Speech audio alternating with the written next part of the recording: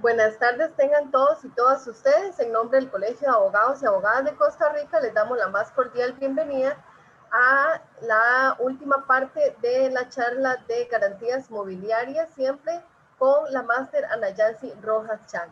Les recordamos que pueden ir haciendo sus consultas, ya sea por medio del chat o bien por el audio, levantando la mano, por favor. Sin más preámbulo y demora, los dejo entonces en compañía de la máster Ana Yancy Rojas. Buenas tardes, Ana Yancy. Buenas tardes, Andrea, y muy buenas tardes a todos los participantes. Muchas gracias por estar aquí acompañándome un viernes en la tarde, cuando ya, como dicen los economistas, estamos con rendimientos decrecientes todos y muy cansados todos. Espero que pueda transmitir adecuadamente las ideas. Nos quedaron bastantes temas pendientes. Voy a tratar de ser como enfocarme en los temas de mayor interés que puedan tener en relación con lo que quedó pendiente, pero cualquier cosa, pues con mucho gusto lo puedo ampliar dentro del espacio de esta clase. Habíamos quedado en que les iba a hablar de la garantía específica de compra, porque hay tres tipos de garantías. Entonces, solo me voy a devolver un poquito para orientarlos un poco con los artículos. Y es que la Ley de Garantías Mobiliarias en el artículo 6 establece la tipología de la constitución de las garantías. Entonces, nos habla de que la garantía puede ser establecida por contrato, por ley y por gravamen judicial o tributario. El artículo 6 dice, una garantía mobiliaria se constituye mediante contrato escrito entre el deudor, entre el deudor garante y el acreedor garantizado, o por disposición de la ley, tales como el derecho de retención. Si bien recuerdan, ayer yo les contaba de una estudiante que hizo la tesis de grado sobre el derecho de retención. Este fue un caso de un derecho de retención que tenía un almacén de depósito fiscal frente a un banco que había financiado al importador. Entonces, en este caso se presentó a nivel de tribunales un conflicto de operaciones, por así decirlo, en el sentido de que tanto el almacén fiscal como el almacén fiscal como el financiador de la importación querían ejecutar la mercancía que estaba depositada. Entonces, aquí el del banco, la entidad financiera, tenía un acuerdo de control, digamos, suscrito, y además le había dado publicidad. Y el derecho de retención, pues está por ley y también es garantía mobiliaria. Entonces, como ustedes pueden apreciar, existe realmente un conflicto de prioridades, porque uno es por ley y no dice que tenga que ser, que se le tenga que dar publicidad. Entonces, solo para resumirles, bueno, está apelada la sentencia, evidentemente, pero el tribunal en primera instancia decidió que darle la prioridad, por así decirlo, a la entidad que tenía el acuerdo publicado, el acuerdo de garantía mobiliaria y que lo había publicado en el sistema de garantías mobiliarias, o sea, la entidad financiera, por encima del derecho de retención que tenía el almacén de depósito fiscal. Está apelado, hay que ver qué deciden en las instancias superiores. Mm, creo o anticipo que se va a confirmar el fallo porque, como lo vamos a ver ahora, porque les traje un poquito también del sistema de garantías mobiliarias para que lo conozcan y para los que están interesados en ver cómo funciona y cómo se sube una garantía, pues por lo menos tengan una idea de cómo verla. Pero efectivamente, como lo hemos visto a lo largo de ayer y hoy, la publicidad en el sistema de garantías mobiliarias prevalece y es la que le da prioridad a la garantía mobiliaria. Entonces, con independencia de que el derecho de retención está establecido ex ley, eh, el principio que aplica es el principio de publicidad y mientras no haya una excepción o alguna otra disposición, pues creo yo que la sentencia va a ser confirmada y se le va a dar la razón a la entidad financiera que financió el importador. Bien, les explicaba ayer que había, a ver, voy. Susana, la veo ahí. Susana, ¿usted tiene una duda? Si quiere, abre el micrófono y me dice. No, profe, disculpe, es que metí la pata. Pensé Sí, señora. del caso este que les estaba comentando. Ese es un caso que lo conversamos montones en el tribunal de tesis, pero como llegamos a la conclusión de que no hay no hay una respuesta homogénea o una solución homogénea, que ahí hay un vacío legal muy fuerte y una contradicción, y entonces se puede ir como por cualquiera de los dos lados, pero efectivamente coincidimos en que el tribunal había resuelto bien, pues se está aplicando el principio de publicidad en el sistema registral, que es el que digamos, el que pondera la ley de garantías mobiliarias. Bien, les hablé yo ayer y les comenté que hay un tipo de garantía mobiliaria que suele confundirse muchísimo con la garantía mobiliaria simple, que es, digamos, la más similar a la prenda.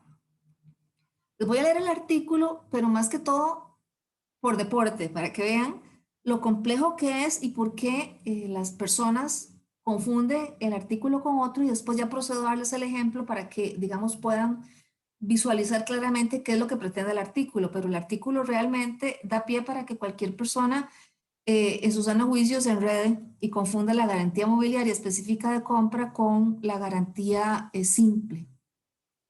La figura está regulada en el 5.17 y dice así: garantía mobiliaria específica de compra. Es una garantía sobre bienes corporales especificados en su correspondiente contrato de garantía mobiliaria, con el formulario escrito de la garantía, cuyo propósito es el garantizar la obligación del pago del precio de compra y o costos de adquisición a favor del vendedor de estos o a favor de quien provea los fondos o financiamiento necesarios para la compra de la adquisición. Dicha garantía mobiliaria puede garantizar la adquisición presente y futura de bienes muebles, presentes o por adquirirse en el futuro. Compras que hayan sido financiadas de esta manera podrán adquirir prelación frente a la garantía de otros acreedores garantizados por el mismo tipo de bienes. Bajo ciertas condiciones enumeradas en el título tercero, el deudor podrá renunciar al derecho a crear este tipo de garantías. Esto perfectamente se puede pactar en el contrato de garantías mobiliarias, como les explicaba ayer, donde rige plenamente la autonomía de voluntad, que no se, o sea, la prohibición o la inhibición del deudor garante de hacer garantías específicas de compra. Pero como ven, básicamente uno lee el artículo y lo que uno podría en primera instancia pensar es que una garantía mobiliaria específica de compra se hace cuando una persona está comprando algo con un financiamiento. Es básicamente lo que uno de la lectura podría derivar, pero no es así. En realidad les voy a explicar con el ejemplo cómo funciona la garantía específica de compra, y ahora que estamos con el tema del COVID y las vacunas, aproveché para actualizar el caso. Tenemos la farmacia El Trébol. La dueña de la farmacia y la regente farmacéutica necesitaba financiamiento en enero del 2021, y entonces dio todo el inventario que tenía en la farmacia al acreedor, que llamémosle acreedor garante 1.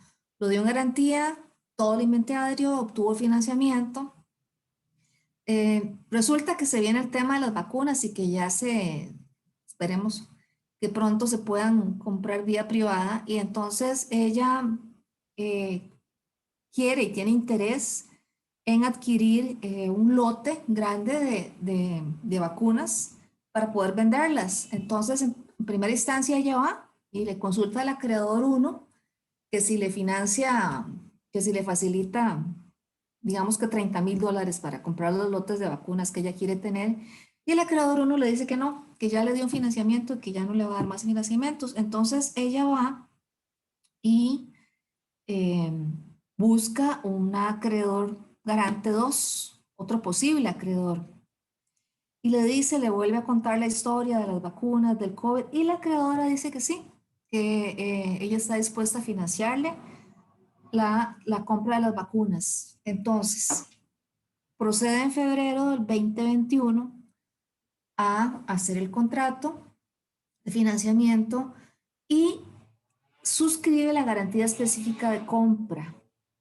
Lo explico así. En este ejemplo, ella, la acreedora 2, la acreedora garante 2, es la acreedora específica de compra porque ella lo que necesita, aquí lo que se está financiando, digamos, ya el inventario está dado en garantía mobiliaria, es una garantía sobre inventarios, esa es una garantía simple.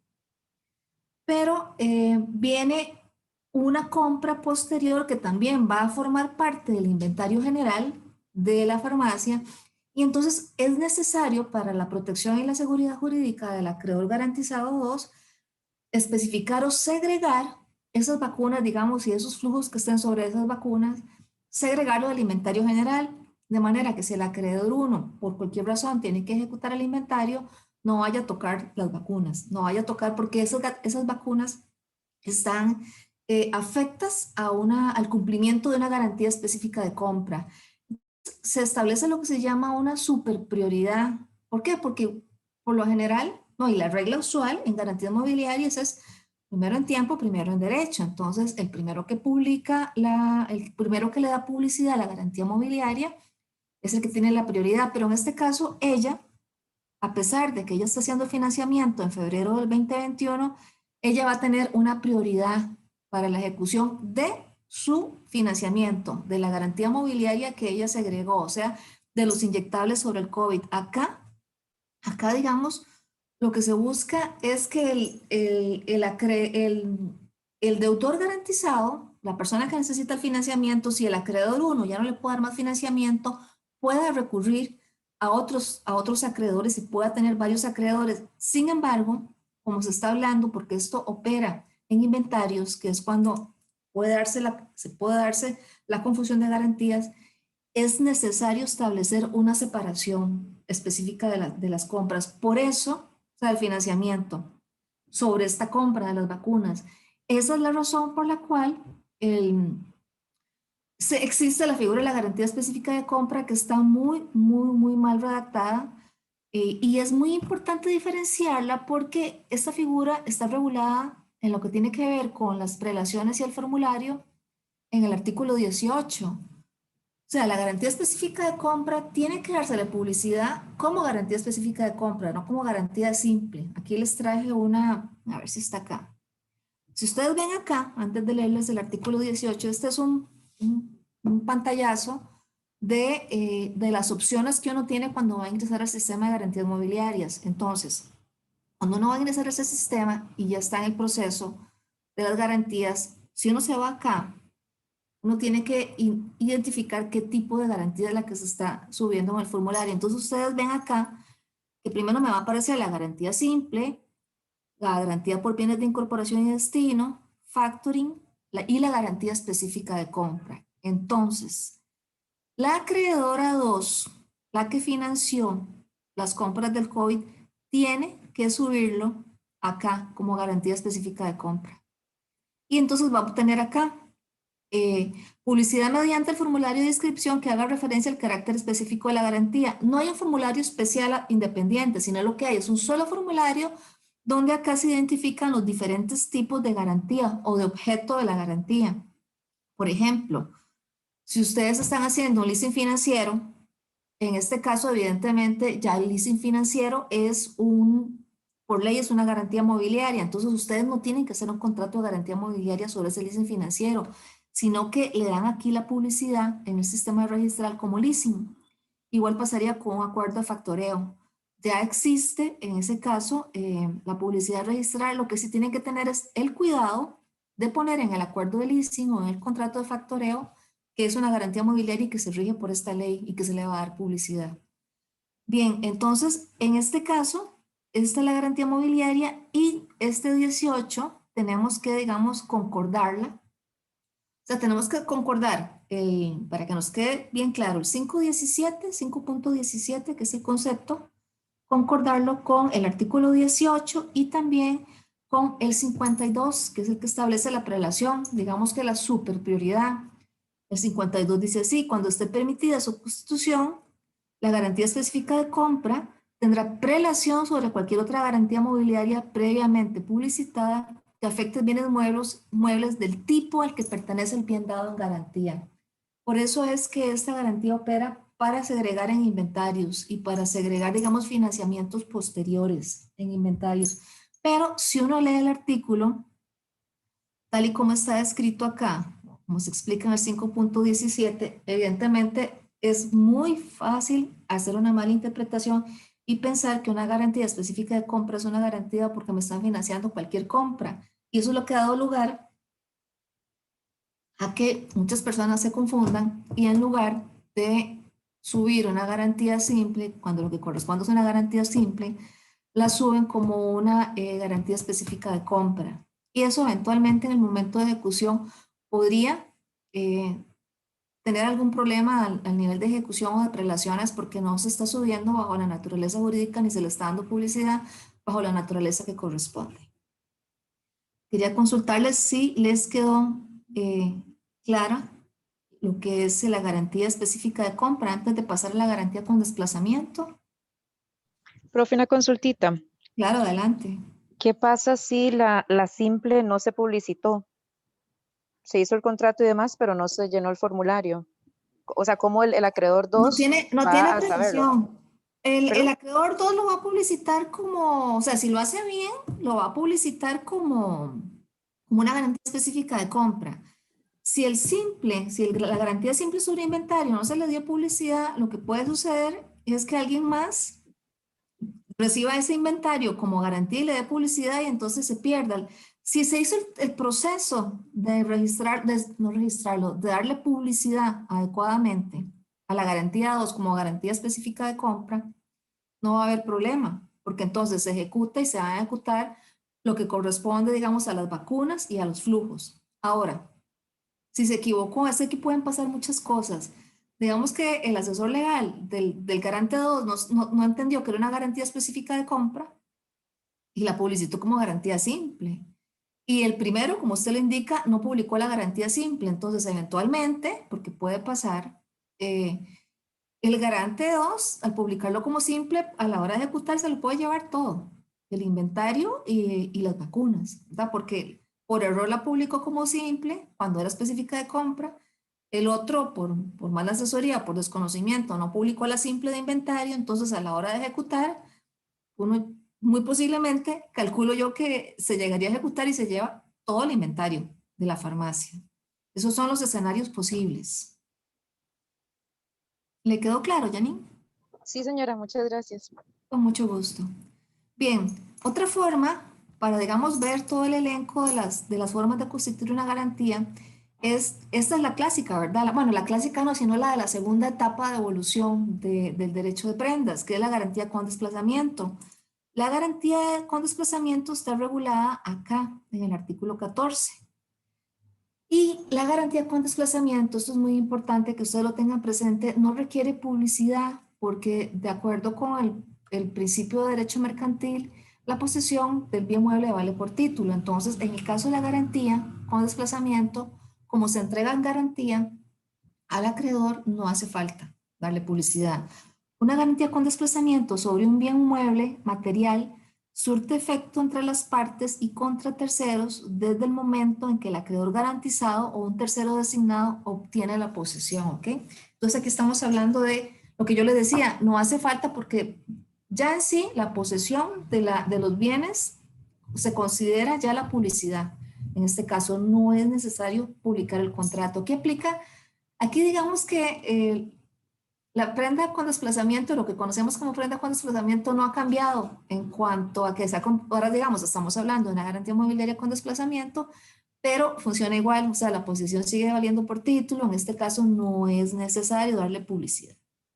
Entonces, eh, aplica mucho para títulos, valores y títulos representativos de mercaderías, porque la ley también incluyó un capítulo en el 33.1 donde divide, digamos, los títulos y los representativos de mercaderías que vimos. Recuerdan que los vimos el primer día de las clases, cuando yo les dije que había una clasificación norteamericana que atendía al derecho subyacente. Bueno, como esta ley está muy fundada en el derecho norteamericano, aquí sí hablaron de los commodities, que son esos títulos, los que están representados o los que permiten la transmisión de mercaderías. Entonces, tratándose de títulos físicos, porque se hace una división entre los títulos físicos y los títulos desmaterializados, en el 33.1, si el título es físico, la publicidad por endoso y la entrega al acreedor se tienen, digamos, como el acto de dar en garantía. Obviamente, a mí me parece obvio. Leí a alguien que criticó este artículo y dijo que la ley no era clara y vamos a ver, volvemos al tema de que esta ley hay que integrarla, ¿verdad? Porque decía endoso, que entonces la persona que lo leyó literal y lo criticó literal. Ustedes saben que hay una tipología de endosos, endoso en blanco, hay endoso con efectos restringidos. Entonces, dentro de los endosos con efectos restringidos está el endoso para el cobro judicial y está otro que se llama endoso en garantía, que es cuando el título únicamente se va a dar como garantía. Entonces, aquí, bajo mi criterio, cualquiera puede tener otro criterio, pues hay libertad porque, como les decía, esto está en proceso de construcción, pero bajo mi criterio, la interpretación adecuada a la finalidad del artículo está bien, el 33.1 no dice qué tipo de endoso, pero estamos hablando de un régimen de garantías, entonces el endoso que yo tengo que usar es el endoso en garantía. No puedo usar un endoso en blanco porque estoy transmitiendo la propiedad del título, entonces... si tienen ahí la ley a mano, pongan a un lado la anotación endoso en garantía, incluso pueden anotar lo del Código de Comercio, pero en este caso bastaría con que atrás en el título se le ponga endoso en garantía y se firme. Yo creo que en esos casos uno no puede irse tan literal a atacar la norma, porque el endoso está regulado en el Código de Comercio, la ley y sobre todo con la premura y los defectos que a la fecha hemos visto que tiene la ley, era pedirle demasiado que entrar a pedir a especificar el tipo de endoso. Pero nosotros, digamos, aplicando todo lo que tiene que ver con la regulación de los endosos, sí podemos concluir que si estamos en un contexto de garantías mobiliarias, es un endoso en garantía, no va a ser jamás un endoso traslativo de dominio del título. ¿Ok? Ahora, si se quiere, y si se quiere mayor seguridad, y se quiere tener publicidad y mayor paz existencial, entonces también se le puede dar inscripción a los títulos, a la transmisión en garantía de los títulos. No hay ningún problema, la ley lo permite de forma facultativa.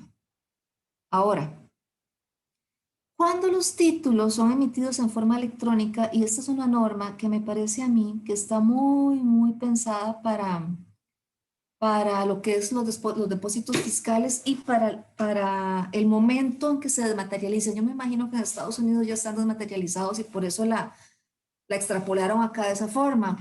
Cuando los títulos sean emitidos en forma electrónica o se están anticipando al futuro, que en algún momento todo esto va a ser, todo este régimen de títulos cambiarios y este tipo de títulos va a pasar a ser electrónico. Dice, procedimiento. El emisor del título señala nombre y número de identificación del remitente o depositante. A solicitud del remitente o depositante de bienes, el transportista o almacén general emite electrónicamente el título representativo en garantía. ¿Ven? Es el almacén, dice almacén general, pero bueno, uno lo ubica mucho en lo que es en los almacenes generales de depósito y en los almacenes fiscales. Hecha la designación, el transportista o el almacén general retiene el título en un banco de datos electrónicos con carácter de depositario. El acreedor garantizado registra la comunicación electrónica de constitución de garantía en el sistema. Aquí sí es obligatoria la publicidad, porque claro, no está la posesión física que sí la tenemos en el caso de los títulos valores, sino que lo que está es en un registro electrónico que está administrado por el depositario y entonces en este caso sería prácticamente un gravamen oculto si no se le da publicidad.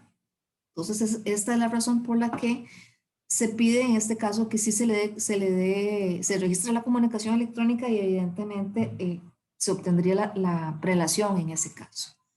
Yo creo que, bueno, aquí me queda vamos a ver, pero muy rapidito, el tema del contrato de garantía mobiliaria. Para poder pasar al acuerdo de control y después a la ejecución extrajudicial, que yo sé que ustedes están sumamente interesados en ver ese tema. Me interesa que sepan que siempre cuando hay un contrato de garantía mobiliaria involucrado, por su naturaleza de garantía, siempre va a haber un contrato principal. Entonces puede ser un contrato de préstamo, de financiamiento, de compra a plazos. Entonces, una vez que se constituye el contrato principal y en el contrato hay un financiamiento, pues va a venir acompañado por un contrato de garantías mobiliarias. Los requisitos mínimos los vamos a encontrar en el artículo 11 y el contrato debe otorgarse de forma escrita con su equivalente electrónico y va a regular los derechos entre acreedor y deudor garante. Aquí me interesa, y evidentemente hay que darle publicidad, ¿verdad?, a la transacción de garantía a través de el ingreso de publicidad inicial en el formulario de publicidad inicial en el sistema de garantías mobiliarias. Me preguntan mucho acá si, por ejemplo, un contrato de financiamiento o un contrato de crédito con garantía mobiliaria se puede hacer en un solo contrato o tienen que ser dos contratos separados. La ley no establece absolutamente nada al respecto. Si lo quieren hacer separado, lo pueden hacer separados. Si quieren hacer el contrato en capítulo 1, contrato de financiamiento y compraventa a plazos, y capítulo 2, contrato de constitución de garantía mobiliaria, lo pueden hacer así, como ustedes quieran diseñarlo. Lo importante es que le den publicidad registral una vez que el contrato ha sido suscrito. Lo otro es, y lo vuelvo a reiterar, porque si no lo ponen en el contrato, pueden tener problemas de que no se le dé el carácter de garantía mobiliaria. Hay que distinguir entre el contrato de garantía mobiliaria simple, o sea, el contrato, digamos este caso, yo tengo aquí un préstamo de 500,000 colones y estoy dando en garantía mobiliaria un montón de maquinaria industrial y es un préstamo, digamos que a 5 años plazo. Entonces, en este caso sí hay que hacer un contrato de garantía mobiliaria porque el préstamo en sí, por ley, no está considerado garantía mobiliaria y eso es obvio porque solamente sería garantía mobiliaria el acto de dar la garantía. Entonces, en este caso, cuando es un contrato de este tipo, sí es necesario hacer un contrato de garantías mobiliarias que acompañe como contrato accesorio al contrato principal.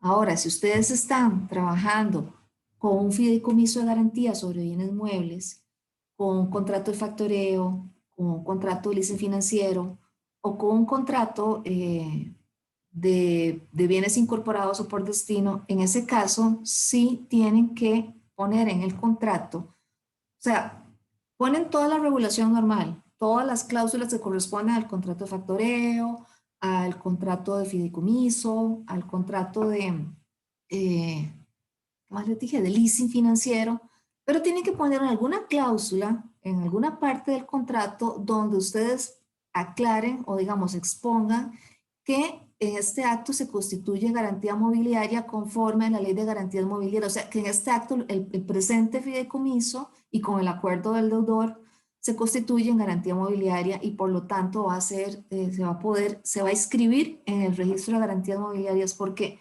creo que tengo una jurisprudencia o en algún momento vi una jurisprudencia donde en un leasing financiero sobre un automóvil se le negó el carácter de garantía mobiliaria porque el contrato, sí, es una jurisprudencia, el contrato de leasing no decía expresamente que se constituía en garantía mobiliaria, entonces no tenía por qué asumirse que eso era una garantía mobiliaria y eso fue un fallo de la asesoría legal o al momento de diseñar el contrato o de quien o de la persona que haya diseñado el contrato y lo haya revisado. Entonces eso le valió al momento de querer ejecutarlo como garantía mobiliaria que se lo rechazaran en los tribunales. Entonces, reitero, una cosa es subir un contrato de garantía mobiliaria que es garantía mobiliaria simple y otra cosa es trabajar con un contrato que tiene efecto funcional de garantía mobiliaria. Esto yo lo voy a desarrollar en un artículo en el blog que les mencioné ayer, explicando la diferencia. Cuando es un contrato con efecto funcional de garantía mobiliaria, ustedes tienen que ponerlo y consignarlo en el contrato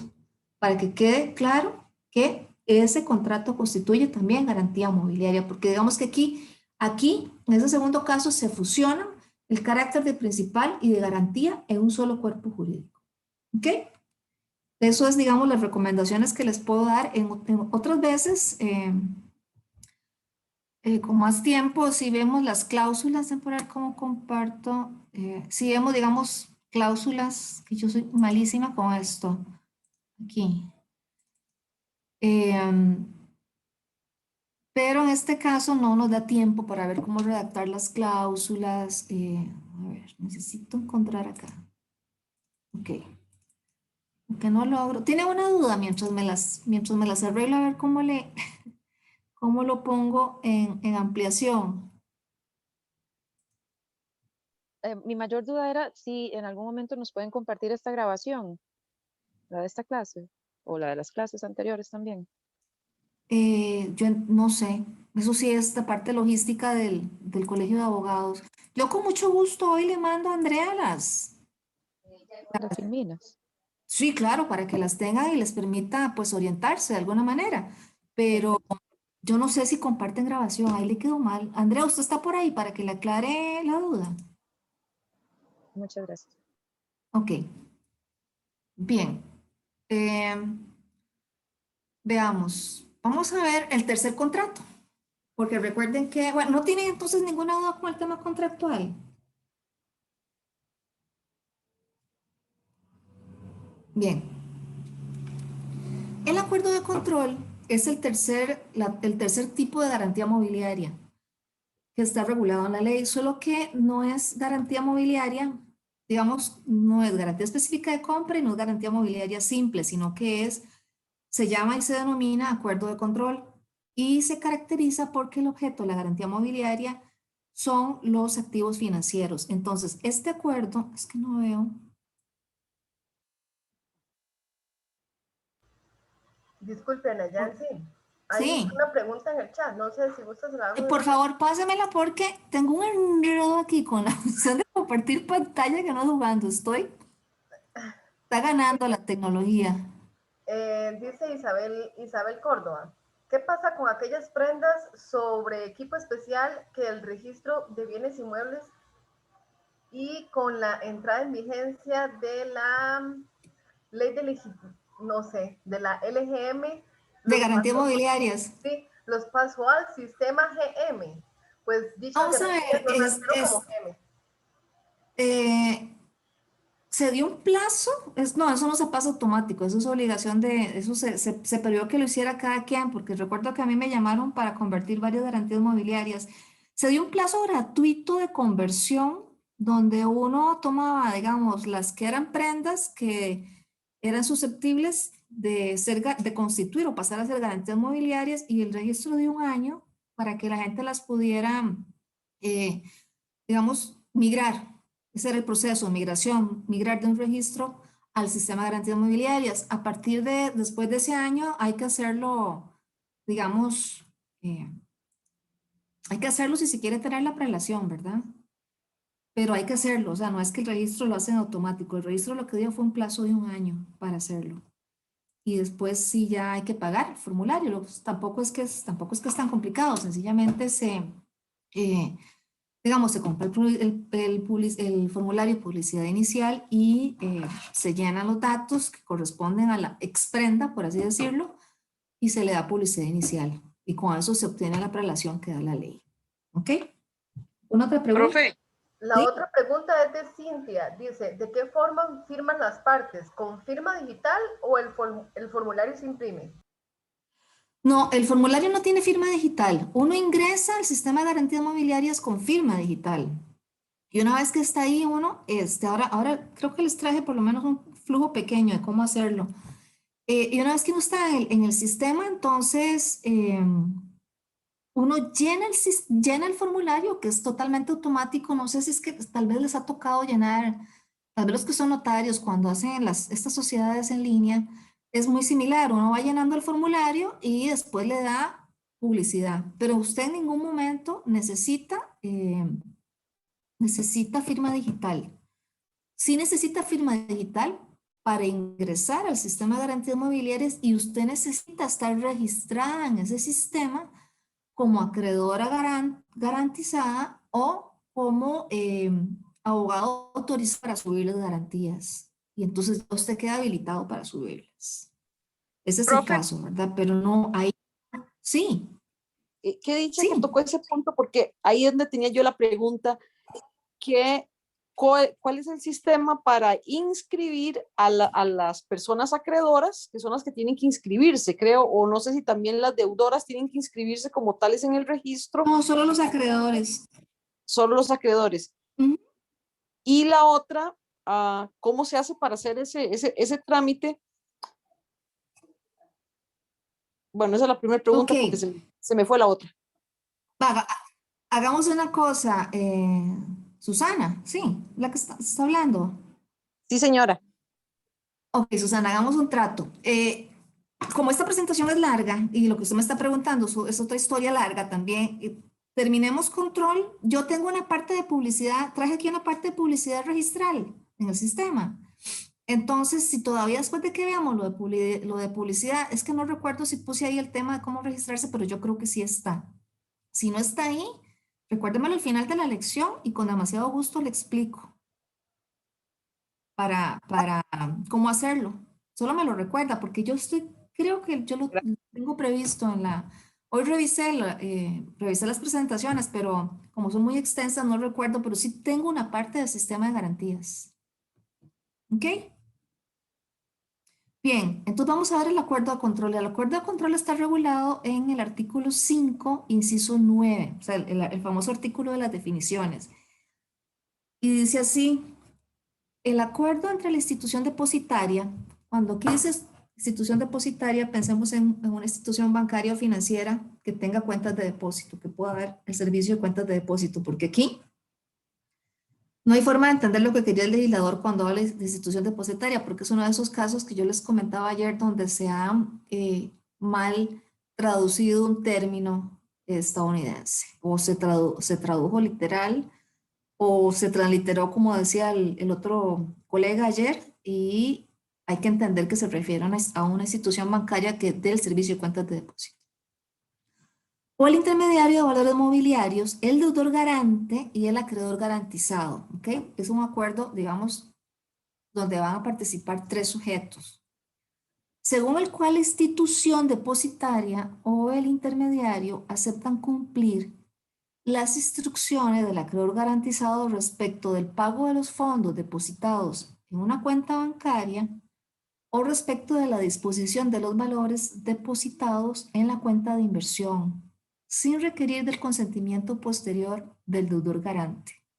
O sea, una vez hecho el acuerdo y digamos, una vez que se hace el acuerdo de control sobre, digamos que yo tengo una cuenta de ahorros con 1 millón de colones y estoy haciendo una compra y voy a dar ese millón, esa cuenta de ahorro la voy a dar en acuerdo de control. Entonces me voy al banco, me voy con mi acreedor, suscribimos el acuerdo de control. Una vez que yo suscribo el acuerdo de control, si yo tengo incumplimiento, basta con que el acreedor diga, se procede a ejecutar para que a mí me ejecuten y digamos me extraigan el dinero de mi cuenta de ahorros y se la transfieran al acreedor garantizado.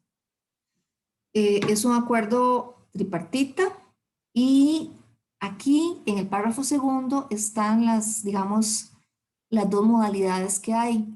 Dice así, se entenderá que existe acuerdo de control respecto del derecho de pago de depósitos en cuentas o instituciones financieras acreditadas o respecto a valores depositados al momento de constituir la garantía mobiliaria. O sea, cuando se habla de garantía mobiliaria es acuerdo de control.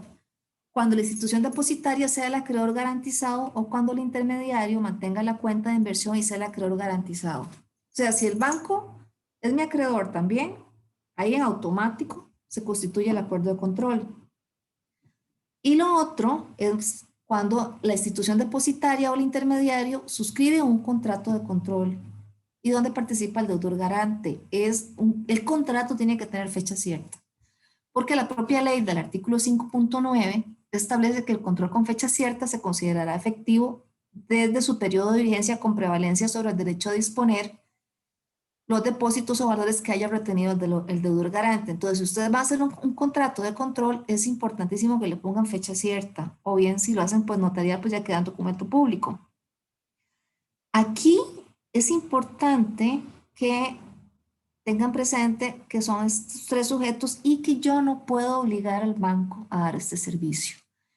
Este es un servicio donde solamente si el banco lo desea, lo brinda. Aquí yo he tenido varias consultas sobre este contrato y sé que hay instituciones financieras que lo están haciendo, pero este no es un contrato donde yo le pueda decir al banco, quiero un acuerdo de control y bríndemelo como si fuera una cuenta de ahorros o un servicio tradicional bancario, ¿verdad? Esto es algo donde se requiere el consentimiento y negociar con el banco. El objeto, y son activos financieros, como les mencionaba, lo van a ver aquí regulado. Cuentas de depósito, entonces se hablan de las instituciones e intermediarios financieros autorizados. Aquí el concepto central, el concepto que rige el acuerdo de control es cuenta de depósito.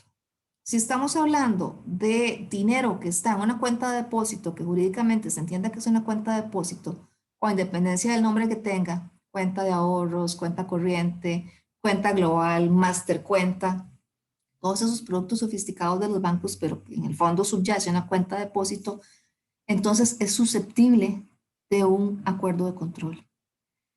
En cambio, una cuenta de inversión, y aquí ya vamos mal,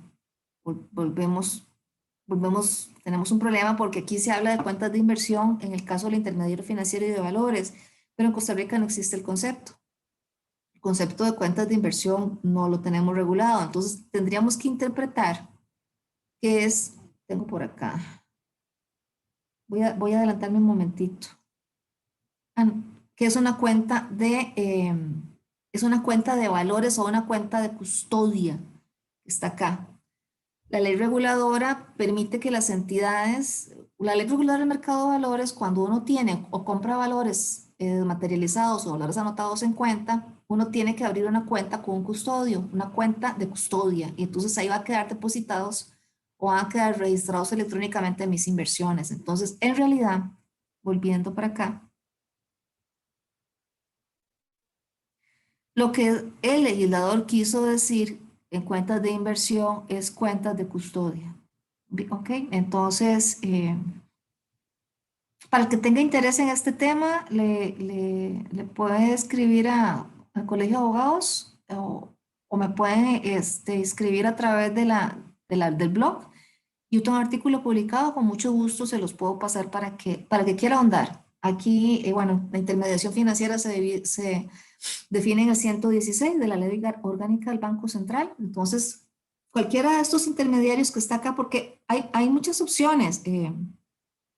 Pueden ser cuentas corrientes bancarias, pero me parece a mí que las cuentas de ahorro y las cuentas que yo tenga de ahorro en otras instituciones financieras, por ejemplo, una cooperativa de ahorro y crédito, yo las puedo dar en control, siempre y cuando sean cuentas de ahorro y que tengan, digamos, la fisonomía de una cuenta de depósito. Entonces, porque lo que se está dando aquí en garantía es el subyacente de la cuenta, ¿verdad? Lo que pasa es que el subyacente de la cuenta está representado o está vinculado a la cuenta de depósito. Lo mismo sucede con la cuenta de inversión. Entonces, este es el elenco de las que en principio se podría identificar como entidades con las que se puede acordar un contrato de control. Entidades bancarias, cooperativas de ahorro y crédito, asociaciones mutualistas, porque aquí, digamos, en todos estos casos se habla de recepción de ahorros a la vista, recepción de depósito en cuenta de ahorro a la vista, digamos, en los mutualistas. Entonces, en este caso, digamos, sí está identificada la cuenta de depósito y eventualmente podría ser dada en control. También puedo dar en control una cuenta de depósito donde yo sé que va a ingresar flujos financieros. Porque una vez me consultaron sobre alguien que tenía algún tipo de pensión y quería dar esa cuenta donde le iba a estar entrando la pensión, digamos, durante unos cuantos años, quería dar esa cuenta en garantía. Entonces, digamos, iban a estar entrando sus flujos permanentemente y cómo hacía pararle en garantía. Entonces, eso es factible. En ese caso, lo que hay que es regular bien no solo la parte jurídica, sino también la parte operativa de la cuenta, ¿verdad? Si esa cuenta va a quedar bloqueada, si va a quedar bloqueada parcialmente, si se puede usar o no se puede usar, etcétera, etcétera. La cuenta de inversión va a ser, aquí se habla en el inciso 12, de una cuenta mantenida por un intermediario financiero de valores en la que se deposita y acredita valores. Cuando hablamos de valores, acá son valores desmaterializados, son valores que se negocian en bolsa y el efectivo relacionado con este. Porque siempre en bolsa van a haber valores, pero siempre va a haber efectivo relacionado que tiene que ver con los pagos de intereses, con la repartición de dividendos de las acciones, etcétera, etcétera. Entonces, como les explicaba, el concepto de cuentas de inversión no existe. Son intermediarios, no son intermediarios financieros, sino que son intermediarios del mercado de valores y tenemos que entenderlo o tendríamos que irnos al reglamento de custodia. El artículo 1 que dice se entiende por custodia el servicio que presta una entidad para el cuidado y conservación de valores y el efectivo relacionado, así como el registro de su titularidad, lo cual implica identificar en todo momento el propietario de valores y el efectivo asociado. Entonces, en este caso, es acá, es en la entidad de custodia donde debe ir uno si es inversionista del mercado de valores. Yo me tendría que ir a la entidad de custodia y pedirle a la entidad de custodia si tiene la disponibilidad de participar como, digamos, el gestor o el administrador de la cuenta en un acuerdo de control sobre un portafolio de valores. Porque, por ejemplo, aquí les traje, por ejemplo, yo puedo tener un portafolio de inversiones donde tengo, cuando tengo un portafolio de inversiones, le llamo portafolio porque tengo una mezcla de diferentes tipos de acciones. Entonces, digamos, yo tengo un portafolio aquí de sobre $1 millón y yo podría querer dar un acuerdo de control sobre una parte de este portafolio. Entonces, eso lo tendría yo que ir a negociar con el custodio, a ver si el custodio está interesado en darme el servicio. Y obviamente no es gratis, ¿verdad? Aunque la ley no lo dice, evidentemente, este es un servicio que jamás una entidad financiera o una entidad del mercado de valores lo da gratuito. Nada, nada en el sistema financiero es gratuito, ni el papel del estado de cuentas, hasta eso le cobran a uno. Entonces, es de esperar que tanto el banco como la entidad de custodia pues cobren por ese servicio. Bien, aquí está el artículo 37, la constitución de las garantías sobre depósitos en cuentas de intermediarios autorizados de inversión. Aquí se establece el carácter facultativo. Ok, bien. ¿Tienen alguna duda de ese contrato o algún comentario? ¿Qué les parece? ¿Les parece interesante? ¿Les parece novedoso? ¿Les parece riesgoso? ¿Les parece una oportunidad de negocio para las entidades financieras?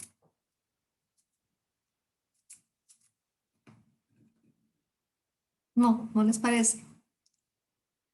Bueno, entonces seguimos con el proceso de ejecución extrajudicial. Aquí,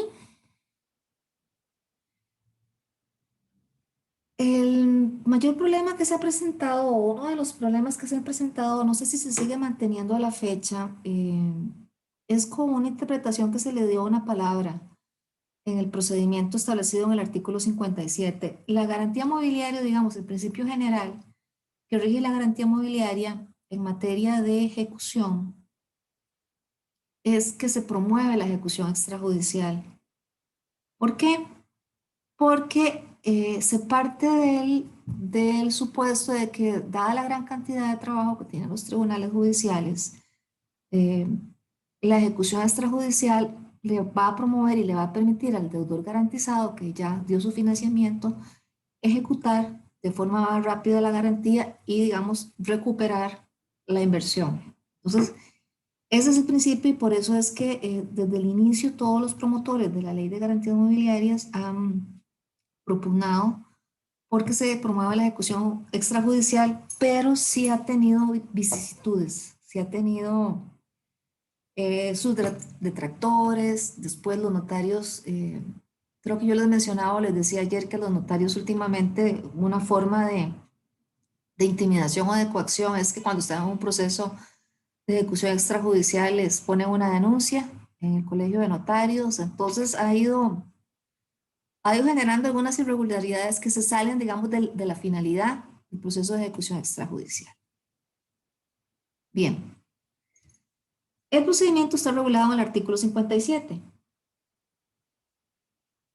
Cuando por alguna razón en el artículo 57 no se pacta que el proceso va a ser el proceso extrajudicial, entonces de forma automática va a entrar la norma supletoria del artículo 59, que dice que el proceso judicial aplica cuando las partes no han pactado el extrajudicial. ¿Ok? El artículo 57 le da la posibilidad a 3 sujetos de ser, yo les llamo como para identificarlos y para separarlos del resto de las partes que pueden estar involucradas en el contrato de garantías mobiliarias, yo les llamo ejecutores. ¿Por qué? Porque ellos entran precisamente en el proceso de ejecución. Entonces, digamos, cuando yo estoy hablando de ejecución extrajudicial, digamos, los ejecutores pueden ser corredor jurado, notario público o fiduciario. El artículo 54, eso tiene digamos que, vamos a ver, esto tiene que vincularse al artículo 54.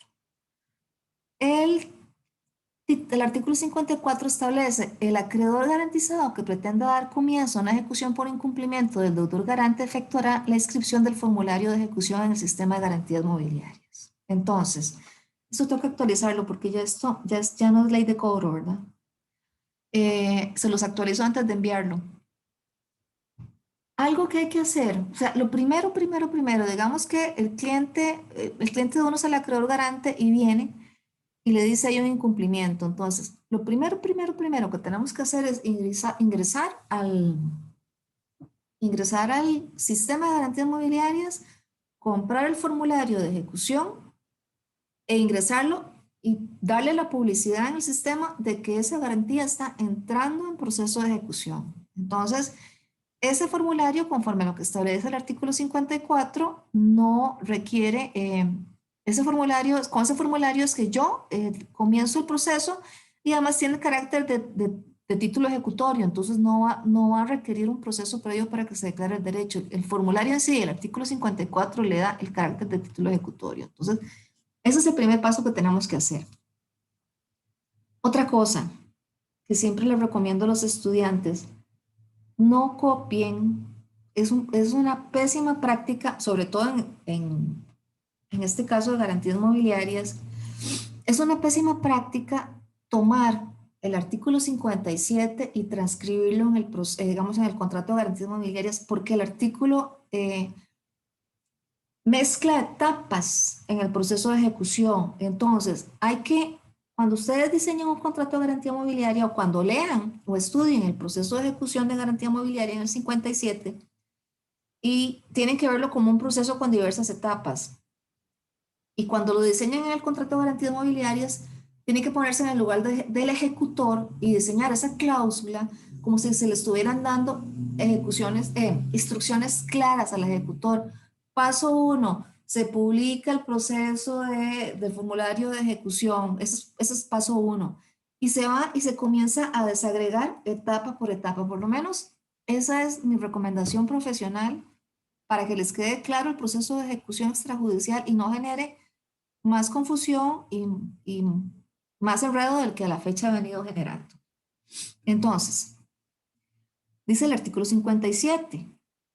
Al momento de celebrar el contrato de garantía, las partes podrán acordar que en caso de incumplimiento de la obligación del deudor garante, la venta y subasta de los bienes sea efectuada extrajudicialmente por medio de notario público, corredor, fiduciario, sin necesidad de procedimientos. Entonces, de un solo, cuando redactamos la cláusula de ejecución extrajudicial, vamos a decir quién va a ser el ejecutor. Si va a ser no me refiero a darlo con nombre y apellidos, porque el ejecutor puede ser, pues más bien debería ser en genérico, porque puede morir o le puede pasar algo. Sino poner si se va a hacer a través de un notario, si se va a hacer a través de un corredor, o podrá ser alternativamente por un notario o un corredor jurado. Es interesante porque no sé si ustedes lo han detectado, pero a partir de que inició la ley de garantías mobiliarias, a mí me han buscado varios corredores jurados, digamos que se han reactivado para dar el servicio de tasación de los bienes, ¿verdad? Porque ciertamente dentro del proceso va a haber un tema de tasación. Bien, para tales efectos, el acreedor garantizado, una vez realizada la inscripción del formulario de ejecución, solicitará a la persona encargada de la venta de subasta de los bienes adjuntando copia del formulario. Esto es imprescindible, porque ya recordemos que la copia del formulario está en el artículo 54 y tiene el carácter de título ejecutorio. Entonces, paso 1, hacer la publicación. Paso 2, avisarle al notario, en caso de que no haya sido el notario, o avisarle al ejecutor, hablamos de ejecutor, avisarle al ejecutor y mandarle la copia del formulario y avisarle, bueno, puede usted dar inicio porque ya se publicó, ¿verdad? Con la publicidad, digamos, se abre el proceso de ejecución. Entonces, en este caso, ¿qué es lo primero que tiene que hacer el ejecutor? Y vean que aquí llevamos 3 pasos. Por eso yo siempre recomiendo esto separarlo, porque aquí yo agarré la ley y la ordené. Tampoco es que el artículo sea así tan clarito. ¿Ok? Lo primero que tiene que hacer es dar audiencia por 5 días hábiles al deudor garante para demostrar pago liberatorio con la documentación idónea a tal efecto. Y en esto hay una charla que dio don Gerardo Parajeles en uno de los tantos congresos que se dio de garantía mobiliaria, y don Gerardo, que también estuvo muy involucrado en este tema, explica que por pago liberatorio, es una explicación que por cierto con la que coincido, por pago liberatorio es pago total. O sea que cuando la norma habla de pago liberatorio es que yo voy a llegar con yo como deudora garante, voy a llegar con el recibo que dice cancelado y este es el último pago, que aquí no caben ni las excepciones de ningún tipo, ni los pagos parciales. Entonces, si en esos 5 días no se demuestra con documentación idónea ese pago, porque eso es otra cosa, en la que también, digamos, comparto el criterio de don Gerardo. Cuando se habla de documentos, son solo documentos. Aquí no se va a admitir ningún otro, el notario no va a admitir ningún otro tipo de prueba. Entonces, en ese caso, si el deudor no logra demostrar que ya había pagado su garantía, el notario, digamos, una vez superados esos 5 días, ya queda libre para continuar con el proceso. En este caso, este tema ha sido muy discutido, ¿verdad? Y el rol del notario y la responsabilidad del notario, porque el tema es, y yo entiendo muy bien las preocupaciones de los notarios, el tema de la responsabilidad, si llegan y, digamos, alegan algún pago parcial o alegan que hubo pago y que tienen testigos, pero aquí lo que queda es atenerse o apegarse estrictamente a lo que dice la ley y decir, no, aquí habla de pago liberatorio, habla de documentación, y si usted no me muestra con la documentación adecuada, pues yo continúo con el proceso de ejecución. Porque el objetivo de esta ley es evitar que se pongan todas las múltiples oposiciones que se pueden dar en un proceso de ejecución y de remate. Puede ser atrasado por muchísimas razones, válidas o no tan válidas, solamente por atrasar. Entonces, el proceso de ejecución extrajudicial lo que busca es eso, evitar ese tipo de demoras, otra vez por el tema de que se busca que como la garantía es tan flexible y permite bienes tan diferentes y tan heterogéneos, el acreedor pueda también ejecutar rápidamente su bien, o sea, que tenga una ejecución eficiente. ¿Ok? Bien. 2 opciones. Uno, que no demuestre el pago, ¿verdad? Entonces se va a la venta, conforme a las reglas que se pacten en la cláusula de ejecución. Pero si el deudor demuestra el pago, va a corresponder, en ese caso, inscribir el formulario de cancelación, porque si no, esa garantía va a quedar viva en el sistema de garantías. Va a quedar ahí como cuando uno cancelaba en aquella época una prenda, ¿verdad? Si ya llegó el deudor y lo canceló, entonces En buena teoría, el notario o el ejecutor debería subir el formulario de cancelación y cancelarlo. Si hay una negativa del acreedor o la acreedora de alguna instrucción por alguna situación personal que pueda tener con el deudor garante, el notario lo puede hacer o se va a la vía judicial. Y esto es algo que los notarios me dicen que ellos no se arriesgarían con eso. El artículo 70. Permítame leérselo. La mayor parte de los notarios con los que he conversado me dicen que ellos no se arriesgarían a subir. El artículo 70 da esta opción. El deudor garante que haya cumplido todas las obligaciones garantizadas con una garantía mobiliaria puede solicitar al acreedor garantizado de dichas obligaciones la cancelación de la inscripción de su garantía mobiliaria. Si el acreedor garantizado no cumple dicha solicitud dentro de los 15 días naturales siguientes a dicha solicitud, el deudor garante puede realizar los siguientes actos. Requerir los servicios de un notario público, ¿ok? ¿Quién se presentará ante el acreedor garantizado para que éste suscriba la cancelación en instrumento público? Entonces los notarios me dicen, si no quiere, si ya de por sí no quiere cancelar la garantía, menos va a firmar un documento público, es lo que usualmente me dicen los notarios. Dicho notario, con respaldo en el citado instrumento, realizará electrónicamente la cancelación en el sistema de garantías mobiliarias. Pero había otros notarios que también me decían que ellos valorarían la posibilidad de emitir un acta notarial donde dice que esa persona y que se negó y subirla eventualmente. Eh, mm, no sé, pues ya es un tema de valoración del notario si quiere hacerlo o no. Porque también está la otra opción, que es la que da el 70B, acudir a la vía judicial ante el juez de su localidad a efectos de que se ordene la cancelación por medio de un proceso sumario. El deudor garante tendrá derecho a cobrar todos los gastos razonables que sean resultado de la cancelación de dicha garantía. ¿Ok? Entonces, esas son las alternativas que tiene el deudor para que le liberen su estado, digamos, en el sistema de garantías mobiliarias, porque hasta que no se cancele la garantía, el deudor va a aparecer con esa garantía vigente. Y otra cosa muy importante, que es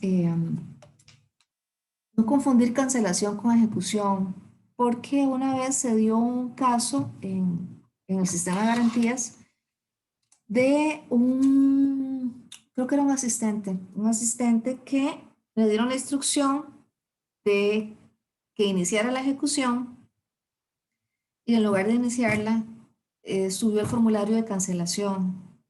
Entonces canceló la garantía. Cuando la garantía la garantía más bien estaba para ejecutar, la canceló. Entonces en ese caso, tiene que irse a un juicio porque es importante que ustedes tengan presente que el sistema es automático, que aquí no va a haber ningún registrador calificando, ni revisando, ni devolviéndole los documentos. Entonces, si a mí me dicen ejecute, se ejecuto, y si me dicen cancele, es cancele, y no puedo confundirlo. Y si estoy ingresando en el sistema y si estoy subiendo una garantía mobiliaria, me dedico 100% solo a eso. No a hacer otra sola cosa, porque entonces puede dar este tipo de errores, y eso llevó a la empresa esta que estaba en proceso de ejecución, porque obviamente como no pudo ejecutarlo porque se tenía por cancelado, tiene que ir a demostrar el error, tiene que o sea, le generó un problema enorme a la empresa donde por error se subió la garantía, la cancelación de la garantía.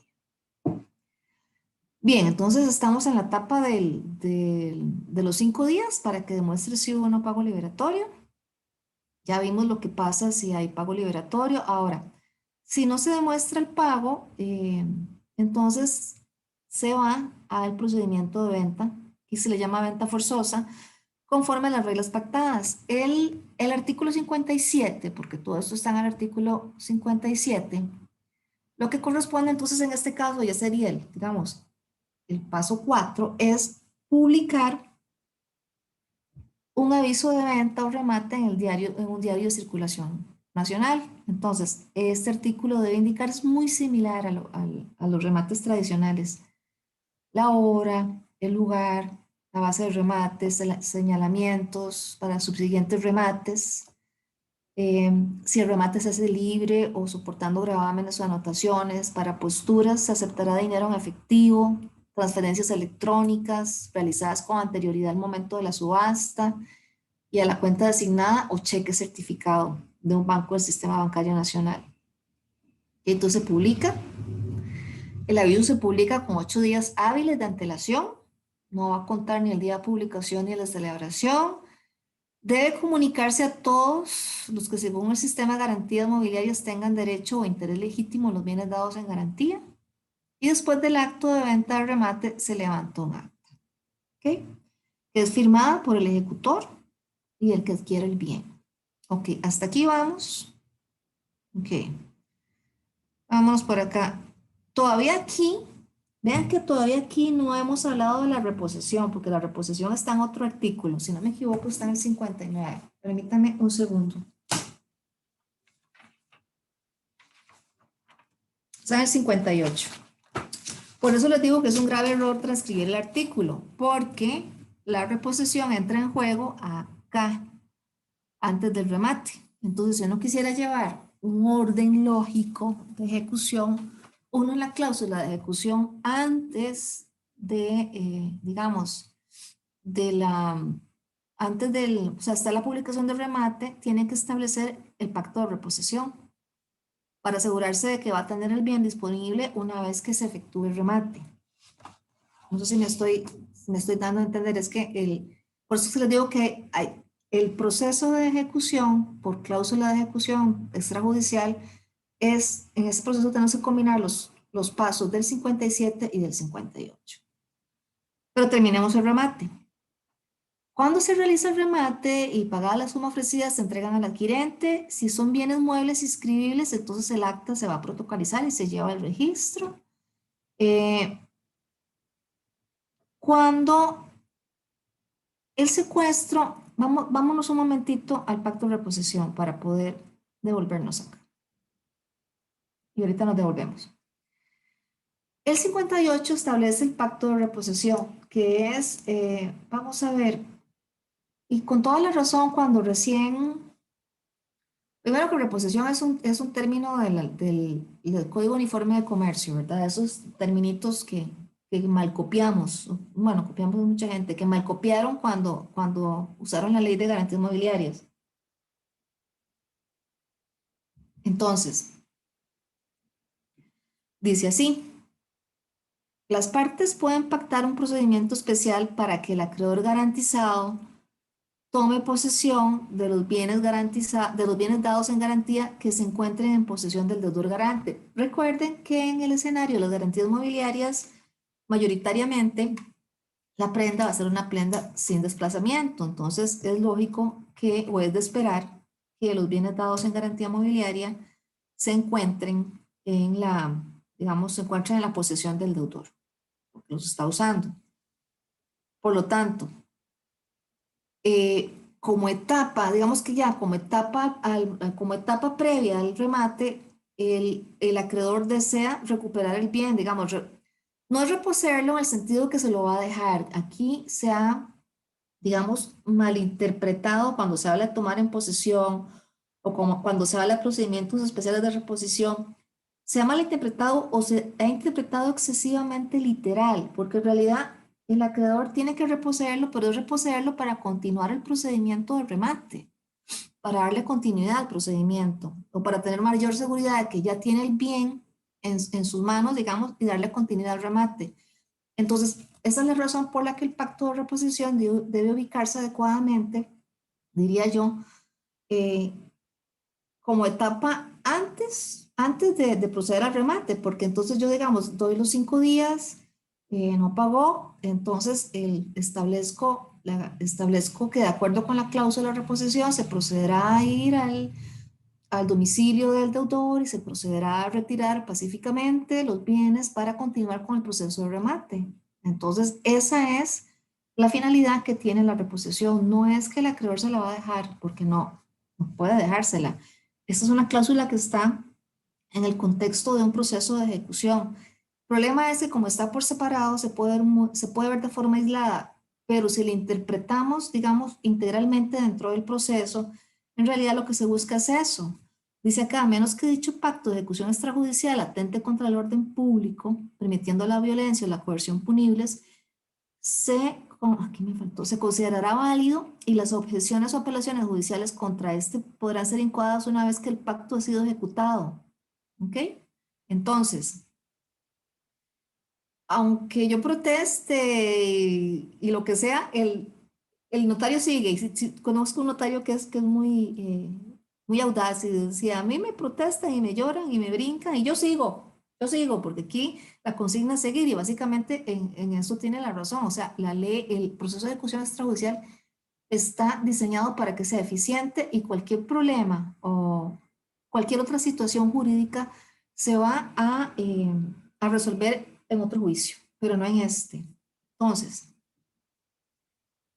el 58 dice, cuando no se haya pactado o no sea posible dar cumplimiento, porque recuerden que el pacto de reposición tiene que pactarse. Entonces, igual en el acompañamiento de la cláusula, cuando estamos describiendo un proceso de ejecución, tienen que poner antes o después de esa cláusula, ustedes lo acomodan al gusto suyo, el pacto de reposición. Tienen que poner la cláusula donde se acuerden, porque aquí la ley está partiendo de que el pacto de reposición es un pacto donde hay acuerdo de ambos, de acreedor garante, de acreedor garantizado y deudor garante. Entonces, en ese caso es esencial, digamos, para la claridad del proceso de ejecución y para la claridad de la ejecución del pacto de reposición, es esencial que se contemple.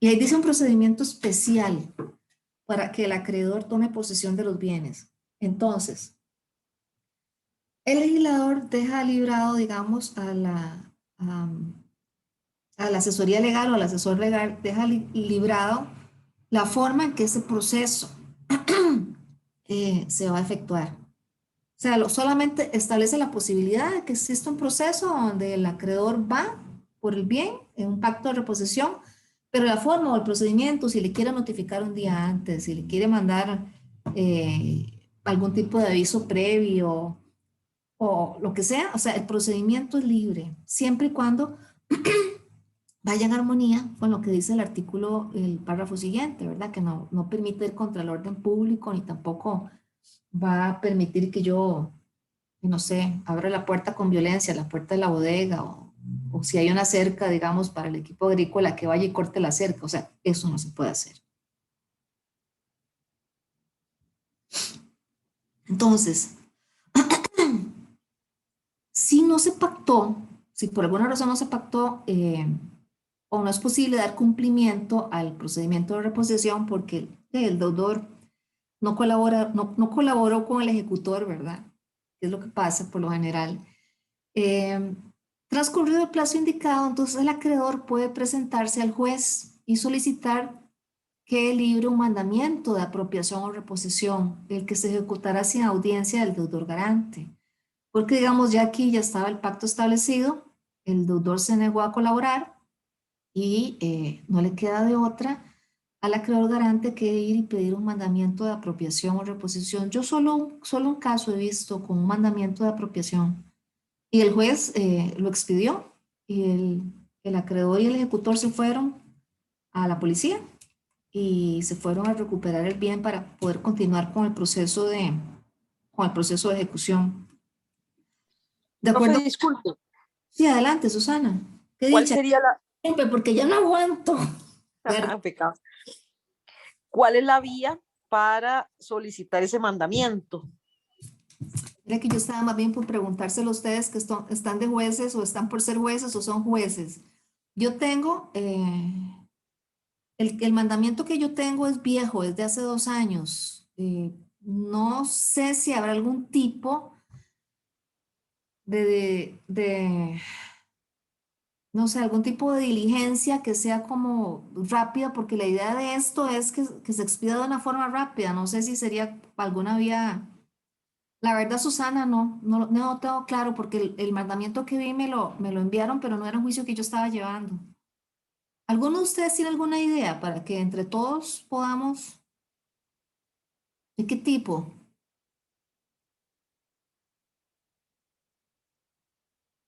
¿Alguno de los que litiga, tal vez, o alguno de los que si está en el Poder Judicial? Había un Alexander, ¿verdad? Que estaba participando mucho. O Alex. Susana se lo quedo debiendo porque no tengo idea. Puedo buscar el mandamiento viejo que tengo y ver qué vía usó, porque yo sí tengo guardada toda esa información. Entonces, si gusta, me escribe. eh, o si quiero ahora yo le hago, o vamos a ver cómo le hago llegar nos intercambiamos los correos y yo se lo puedo hacer llegar con mucho gusto. Porque no sé qué, no sé, no recuerdo en este momento. ¿Ok? Muchas gracias, profe. Bueno, no sé, tal vez que alguno que sea juez sí efectivamente nos soplara y tal vez dar una luz. Lisette, Ahí usted hay, no es juez. Creo que Lisette es juez, ¿no? sí, ella es juez. Lisette, ¿usted anda por ahí? Yo creo que Lisette no está hoy. ¿Hay algún otro que sea juez? Buenas noches.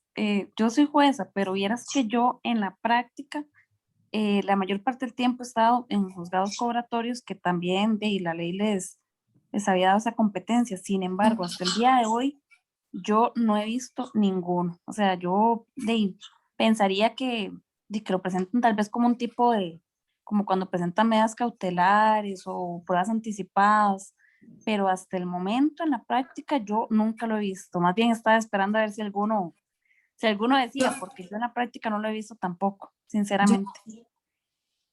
pero sí tendría que hacerlo el cobro. El cobro no tiene medida. Yo presentaría como una diligencia. Yo presentaría un escrito al juzgado de cobro explicándole la situación, aportando toda la explicación del proceso de ejecución extrajudicial y cómo se trabó, digamos, cómo requirió la posición del deudor. Me ampararía a lo que dice acá el 57 y pediría que pida un mandamiento, porque es que no está previsto un procedimiento determinado, pero tampoco sería, digamos, correcto. Yo vi uno, es que lo tengo en la compu. Si no, ahora al final de la clase, si me dan chance para buscarlo, les puedo decir en qué tipo de procedimiento era. Pero habría que hacerlo por una vía así similar o tipo cautelar o pedirlo dentro de como una medida cautelar extrajudicial bajo ese título, identificando eso sí muy claramente todo el proceso. Yo creo que puede Ujú. ser así y Sí, dependería del conocimiento. Yo creo que si el juez conoce el tema, conoce el proceso, como creo que fue ese caso, que fue un juez en Guapiles, si no me equivoco, fue Guapiles. eso le iba a decir, disculpe, No, perdón, no, ya te adelante, interrumpí. Jenny, No, no, comparte. es que digamos, no, me llamaba la atención porque, bueno, nunca lo he visto en la práctica y también, vamos a ver, la negativa tal vez del deudor, ¿cómo se consignaría? Me imagino que por medio del notario y demás, que bueno, que se había hecho la cláusula de reposición bajo esos términos, sin embargo, el día y la fecha y hora presentada, digamos, yo como jueza, yo sé que tal vez sería darle como tanta formalidad, sin embargo, yo no me atrevería a decir, ok, toma el mandamiento para que, no sé, se dé la garantía X o Y, ¿verdad? De la garantía mobiliaria, si no hay previo como todo, yo pediría lo que es toda la documentación idónea para yo estar totalmente segura de dar ese tipo de mandamiento, porque sí me parece de que como no hay un trámite, tal vez un proceso como tal establecido en vía judicial, tendría que presentarse como con toda la formalidad del caso y tal vez eso sí, identificarlo como una cuestión de una prueba anticipada, porque sería lo único, porque proceso Como, como tal, no, ¿verdad? No como existe. medida cautelar, ¿verdad? Sí, sí, se me ocurre porque Yo le pondría yo no he medida visto. cautelar extrajudicial en proceso de ejecución extrajudicial de garantía mobiliaria, digamos. Yo lo identificaría así y como usted muy bien lo dice, Jenny, le pongo la historia y toda la documentación completa para que el juez tenga la certeza, ¿verdad? Y el respaldo de que efectivamente se está en un proceso de ejecución extrajudicial, porque usted tiene toda la razón, como hay tan poca regulación y tan poca claridad, lo mejor es, pues, digamos, documentarlo electrónicamente, todo el proceso de ejecución y presentarlo. Pero yo creo que, y ahí me dice usted cuál es su criterio, si usted le presentan todo bien ordenado, incluso con el acta del notario, donde el notario dice que se apersonó en el almacén del deudor garante, del deudor garante y se le pidió que devolviera la maquinaria industrial para proceder a continuar, que presentan todo, ¿usted le vería algún problema de expedirlo? No, yo no le vería ningún problema. Bueno, la ley es clara, sin embargo, como le comentaba, nunca he visto en la práctica, tampoco es un tema que entre jueces se converse mucho. En su momento cuando salió la ley, recuerdo que fue una capacitación hace, ya no me acuerdo ni cuánto, y Sí, todo hace el mundo rato. estaba como a la expectativa, pero hasta el día de hoy, entre lo que uno comenta del diario, por así decirlo, yo no he escuchado ninguno que diga, mira, me presentaron para no hacer una reposición, vos has hecho, ¿verdad? Que es lo típico, y uno, no, mira, o sea, hasta el día de hoy ese es un tema bueno, el día que me toque, pues me Me llama, tocará. me llama, me busca. No, Yo- por supuesto que porque sí. más este es un tema que a mí me gusta muchísimo y siempre le estoy dando seguimiento y actualización. Sí, no, y es un tema bueno, yo pensaría que da extrajudicialmente, pues es muy efectivo, pienso yo, porque judicialmente yo casi nunca he visto. O sea, yo Ujú, al menos no. ujú, ujú. Compañeras, disculpe una observación.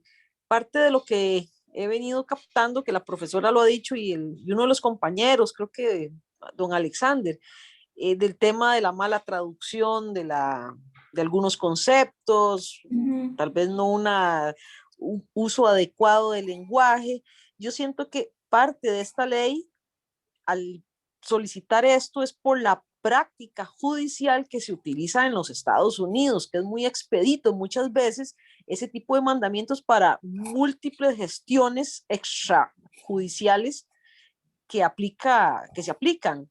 Entonces yo Ujú. siento que tal vez como nosotros somos, desgraciadamente, ¿verdad? Muy napoleónicos y muy protocolarios en todo, esta ley inserta esta práctica que no es común. Entonces es un poco muy fresca para nosotros y nos cae a veces un poquito pesado el estómago, pero en algún momento creo que tiene que darse, Sí. máxime que estas ventas forzosas extrajudicialmente también son muy novedosas y a muchos, como inicié cuando usted empezó el curso, nos da temor Ujú, entrarle al ujú, tema y ser el notario. El problema es ujú, ser el notario, ¿verdad? Que se come estas broncas y en este caso, pues ahora está de por medio un juez que debe apoyar a este ejecutor. ujú, ujú.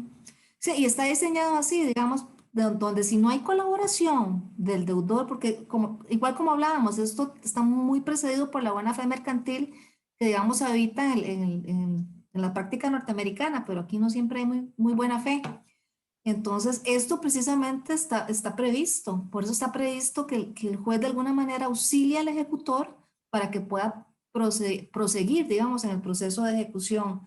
Em, pero también a los que están pensando ser funcionarios judiciales o están en ese proceso de hacer el examen, yo los insto a que si en algún momento tienen que ver un caso de pacto de reposición y tienen que emitir un mandato de apropiación, eh, que sin temor porque la ley los habilita para eso. En todo caso, lo correcto uno también como abogado asesor es, en este caso, conociendo que el mandato de reposición se va a pedir y que hay un proceso extrajudicial, es acreditarle y presentarle al juez toda la evidencia para que pueda emitir el mandato. No podría ser de otra forma, pero yo sí los insto a procurar una apertura o de perdonar las inconsistencias y los problemas idiomáticos que tiene la ley y motivar a que pueda continuarse el proceso de ejecución, porque sin el mandamiento de apropiación y el deudor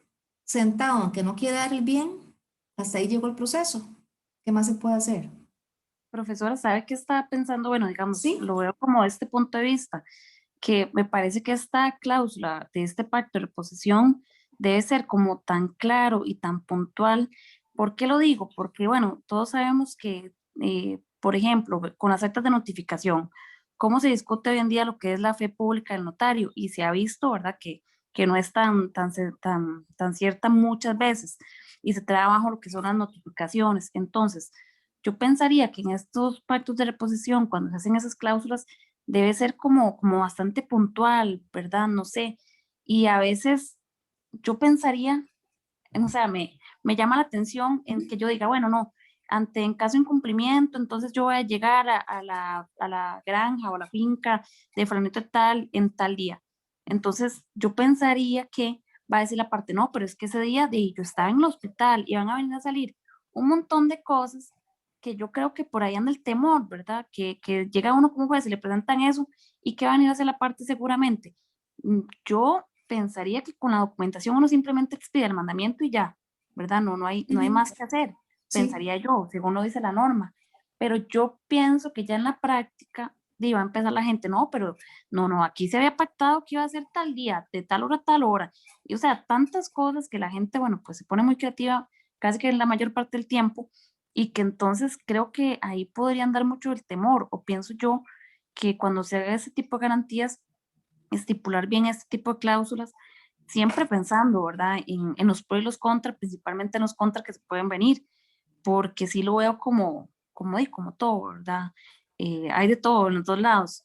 Entonces podría prestarse para decir o escudarse en que, no, que la cláusula del pacto de reposición no se estipuló bien tal día, tal fecha, tal hora, tantas cosas que pensaría que creo que este punto es medular. Bueno, aunque ya con este Claro. curso pienso que tantas cosas, ¿verdad? Que ya no es tan sencilla la ley como tan pequeñita que se ve, sino es tanto.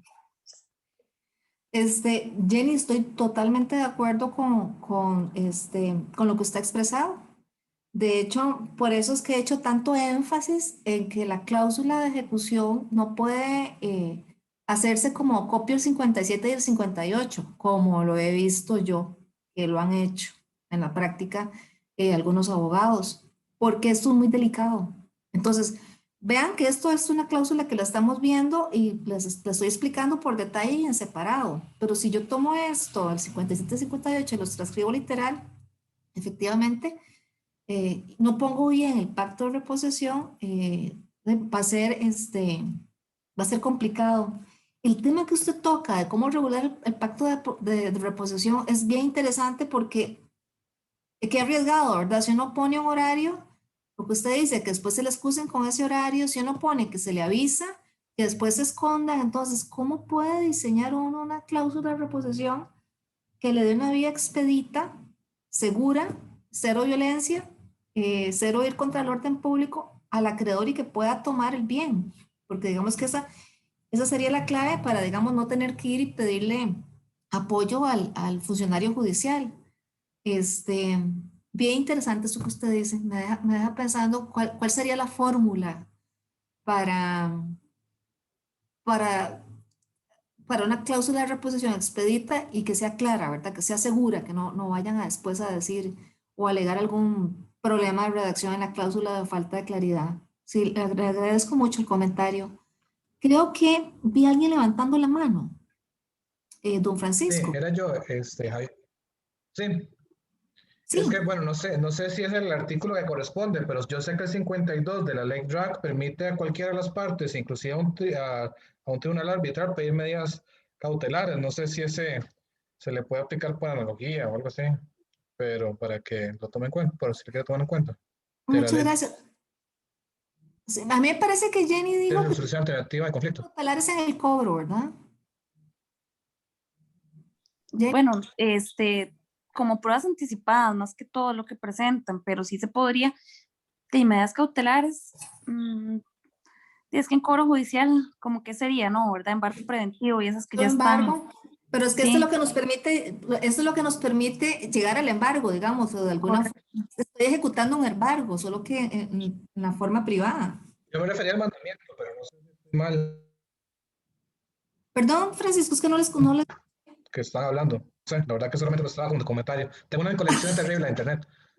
Ok, ok, pero bueno, queda ahí, digamos, muy interesante los comentarios. Lo que dice Jenny es súper importante. Cómo se diseña el pacto de reposición, cómo se acuerda de manera que le permita al acreedor ejecutarlo de forma inmediata. Como les digo, el pacto de reposición debe estar primero descrito en una cláusula separada y ya después inserto en la cláusula de ejecución, como ya dentro del proceso de reposición. Entonces, continuando, bueno, Ya una vez expedido el mandamiento de apropiación, con la orden, los bienes en garantía tienen que ser entregados al acreedor garantizado o al ejecutor, que es en este caso, digamos, aquí cuando hablo de la solicitud del acreedor garantizado o a un tercero que está hablando del ejecutor. Entonces creo que aquí nos devolvíamos porque entonces ahora sí, ya con eso, con los bienes se procede, se hace la publicación, se procede a hacer el remate y se procede acá. Si queda un saldo descubierto, el acreedor tiene derecho a demandar en pago, su pago en sede judicial y entonces se le permite que la certificación del CPA sobre el saldo del descubierto pueda, es título ejecutivo y entonces se puede ir y cobrar el saldo al descubierto al deudor garante. Otra cosa bien interesante que, por ejemplo, en Colombia está muy avanzado, y se los traigo aquí a colación por si en algún momento lo pueden implementar o para que lo valoren, es que se permiten, la persona designada podrá servirse de medios electrónicos y los requisitos serán establecidos para la ejecución y subasta. Se puede, y se está pensando en lo que es la subasta electrónica. Tengo dos participantes que levantaron la mano. A ver. Pero no sé quiénes, porque no los veo. Bueno, yo levanté la mano, pero bueno, yo Jenny, ya Adelante, veo. Jenny, no me importa. Es que me queda una duda, digamos, ahorita que usted menciona sobre el saldo descubierto, que va a ser título ejecutivo, una certificación del CPA. Ok, eso lo determinamos ahorita, porque bueno, habíamos hablado, y bueno, que el 611 del Código de Comercio nos da que el contador público autorizado, los saldos de las tarjetas de crédito constituyen un título ejecutivo.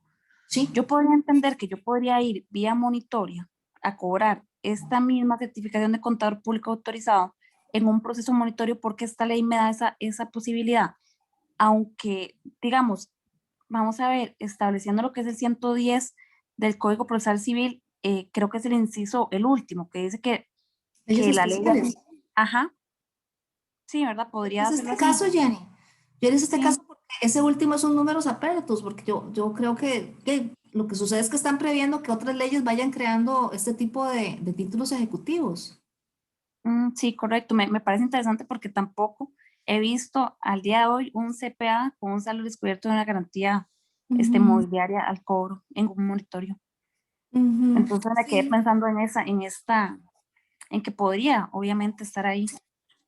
Sí, y otra cosa que también me imagino yo que le suma al hecho de que usted no ha visto todavía muchos casos, y yo la poquita jurisprudencia que tengo identificada, casi toda ha sido con leasing financiero, es porque esta ley tiene muy poco de estar funcionando, ¿verdad? Son 5 años y un resto, y entonces es hasta cuando comienzan a generarse los incumplimientos contractuales que se viene la ejecución, y sí sé que hay casos en donde efectivamente sí ha tenido buen fin la ejecución extrajudicial, o sea, no todos han acabado mal y no todos los deudores han escondido los bienes. He visto ya varios remates, varias publicaciones de remate en el periódico de ejecución de garantías mobiliarias, entonces yo creo que esas son esas dos, pero sí me alegra mucho que digamos uno entra ahora a Nexus y digita garantía mobiliaria y ya se encuentra, aunque sean muy aisladas, 3, 4 resoluciones de ejecución sobre el leasing financiero.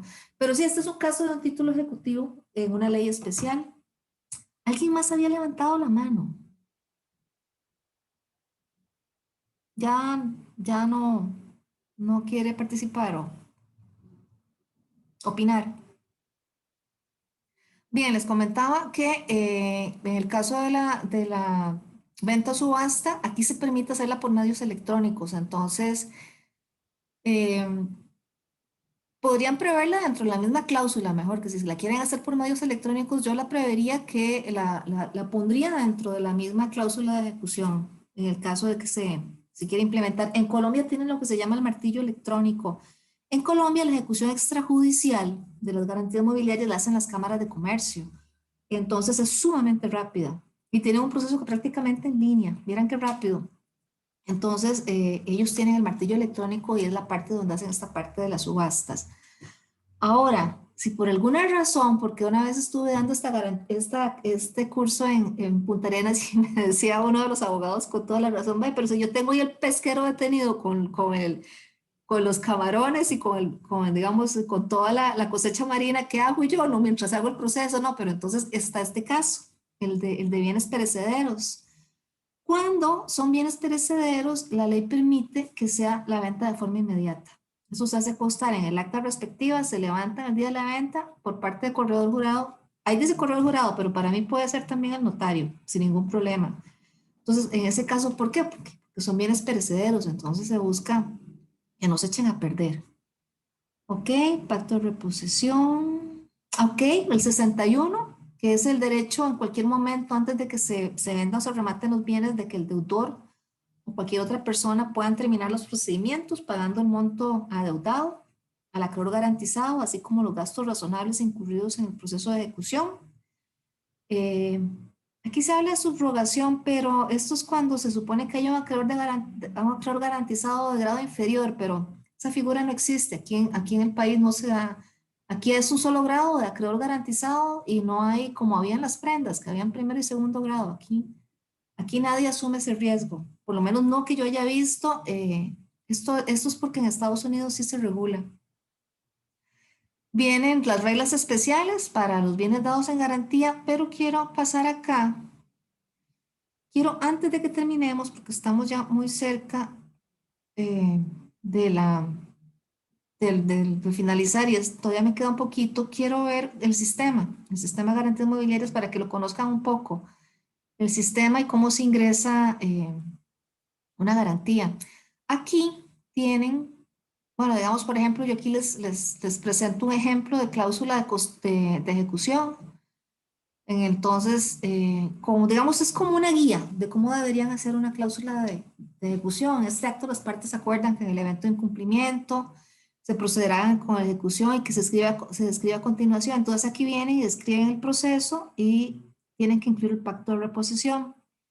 Es importante que mencionen que el deudor está autorizando al acreedor para que ejecute extrajudicialmente.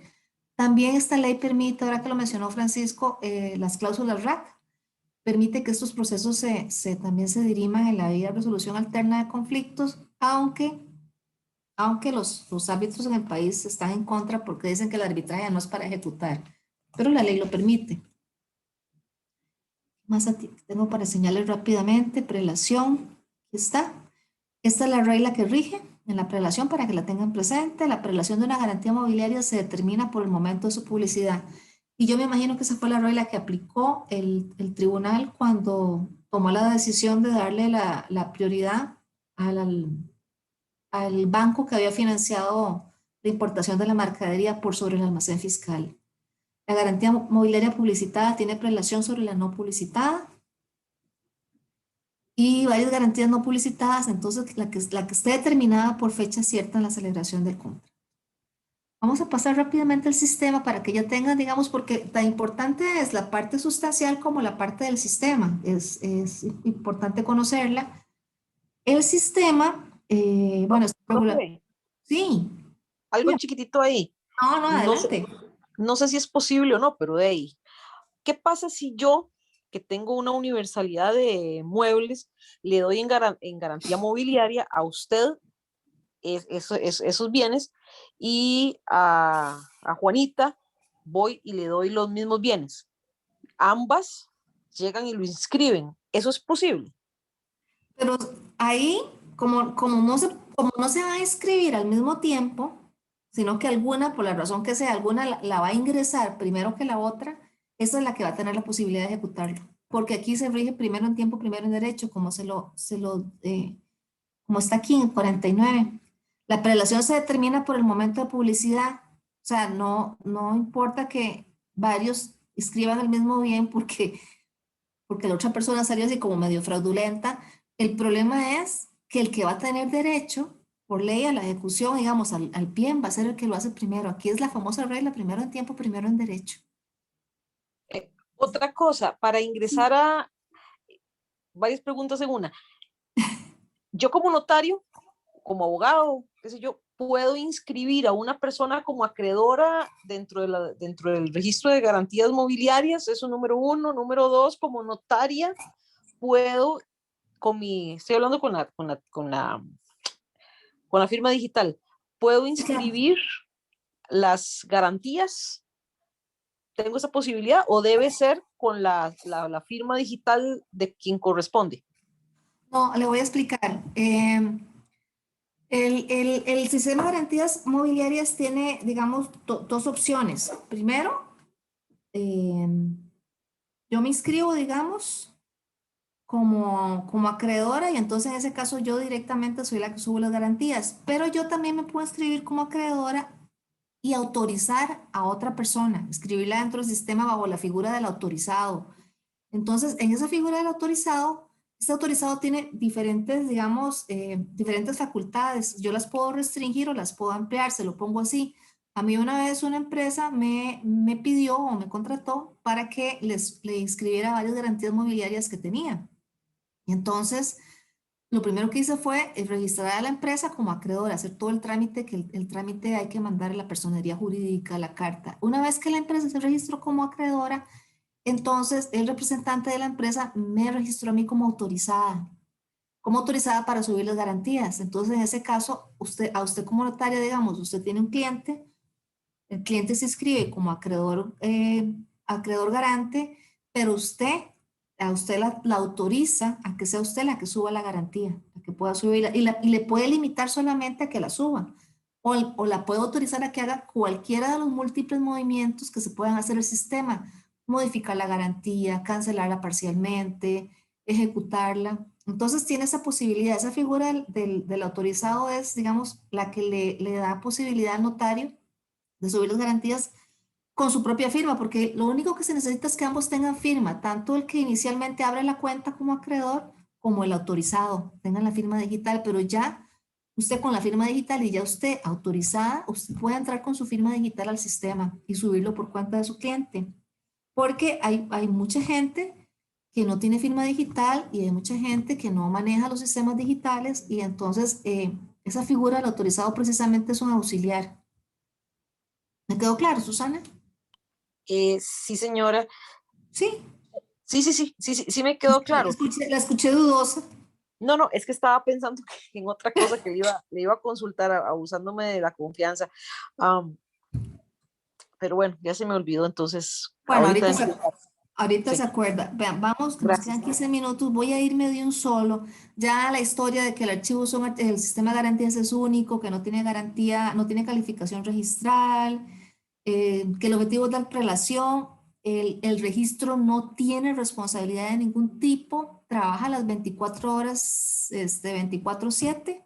Ustedes pueden subir la garantía mobiliaria a cualquier hora. Eso es una gran ventaja, porque incluso si la están, digamos, constituyendo en otro país, si usted como notaria está llevando el trámite, digamos, en el extranjero, no tiene que venir a Costa Rica aquí a subirla, sino que usted se lleva su firma y la sube. Entonces tiene esa gran ventaja.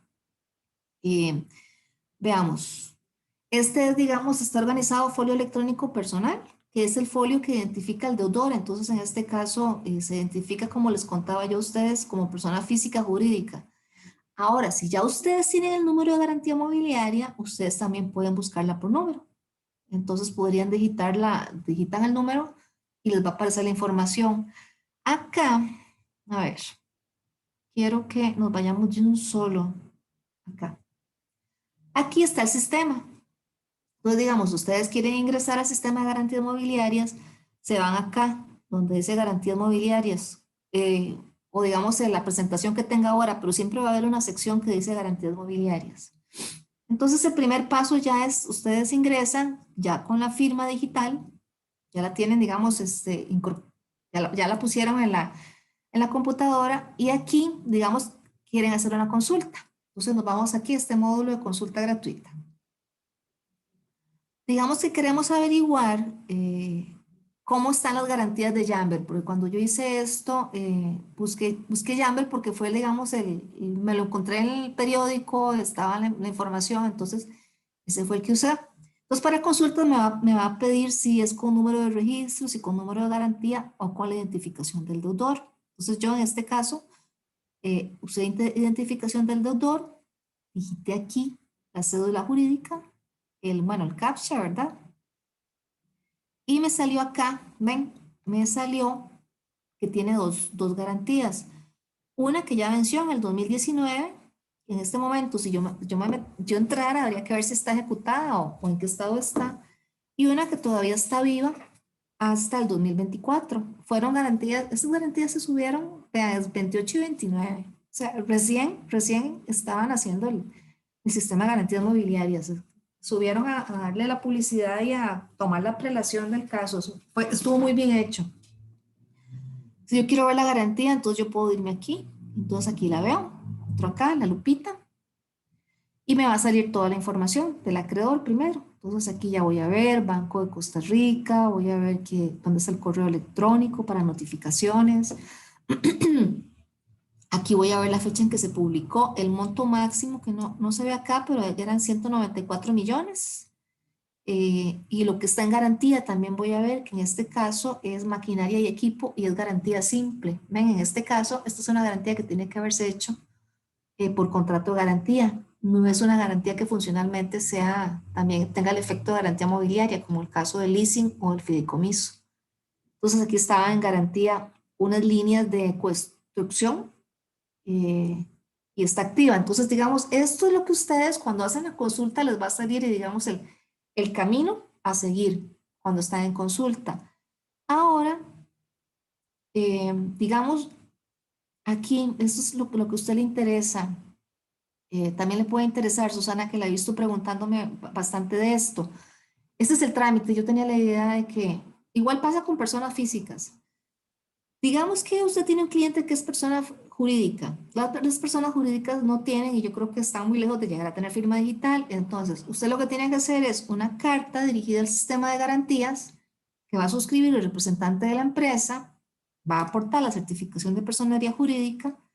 Y entonces, dentro de esa empresa va a haber, digamos, en el caso mío fue el gerente de crédito, el que era el funcionario administrador, el que digamos, la entidad financiera designó como administrador.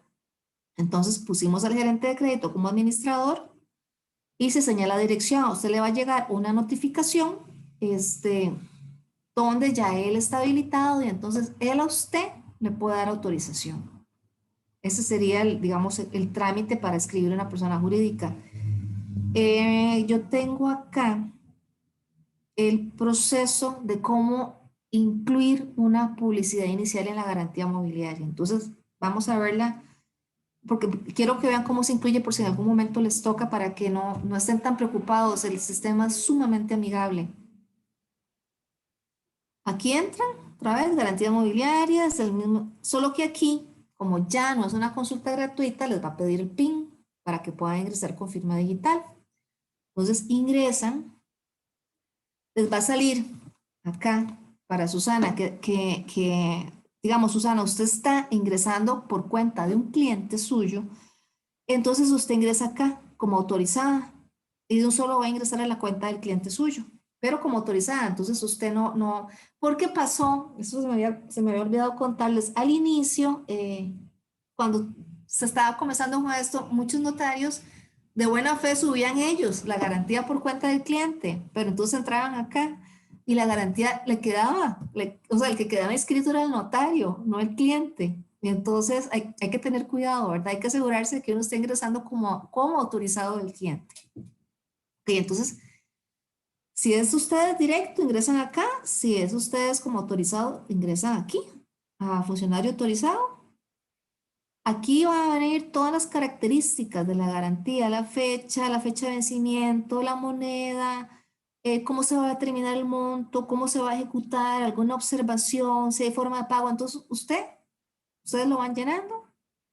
Aquí van a poner el tipo de garantía, si es simple, o vean todo, bueno, eso es un pedacito de la gama que hay, ¿verdad? Si son bienes de consumo, cuentas por cobrar, derecho de llave, derechos de autor y conexos, derechos de propiedad industrial, o sea, todo lo que ustedes puedan dar en garantía, ahí lo identifican. Vamos a ver. Después acá viene la información del deudor. Lo que sí es importante es que ya tengan a mano el contrato de garantía y tengan toda la información para que no estén después dando vueltas y buscando los documentos. Aquí ponen la información del deudor, la actividad económica que hace el deudor. Esto es porque el sistema de garantías mobiliarias lleva un registro de garantías constituidas por por segmento, por género. Entonces aquí la ponen. Y después, ya cuando han concluido por todas esas etapas, les va a decir esto.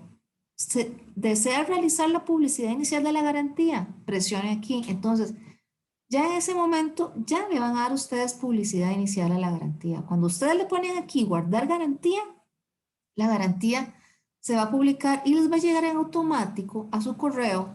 Yo no pude, o sea, porque esto no tengo, digamos, la publicidad inicial, porque era un cliente y no lo puedo poner, pero les va a llegar un aviso como este. Usted ha ingresado correctamente la garantía mobiliaria número GM 111, digamos, 2015, en la fecha y hora. Si desea consultar la garantía, entonces la puede consultar y puede ver cómo le quedó. Entonces, ese es, digamos, en pocas palabras, el proceso de cómo subir una garantía mobiliaria. Y quería dejar estos últimos 5 minutos para saber si ustedes tienen consultas, tienen comentarios, quieren hacerme alguna otra pregunta sobre el tema.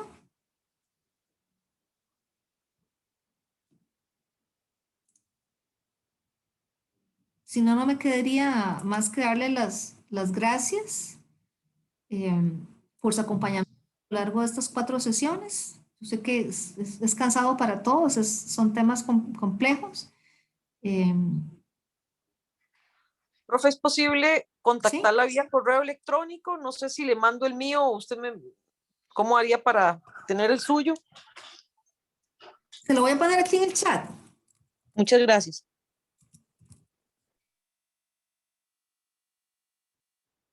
Y bueno, de nuevo repito, quedan cordialmente invitados a los que les gusta escribir y les gustan algunos de los temas, quedan cordialmente invitados también a mandarme sus estudios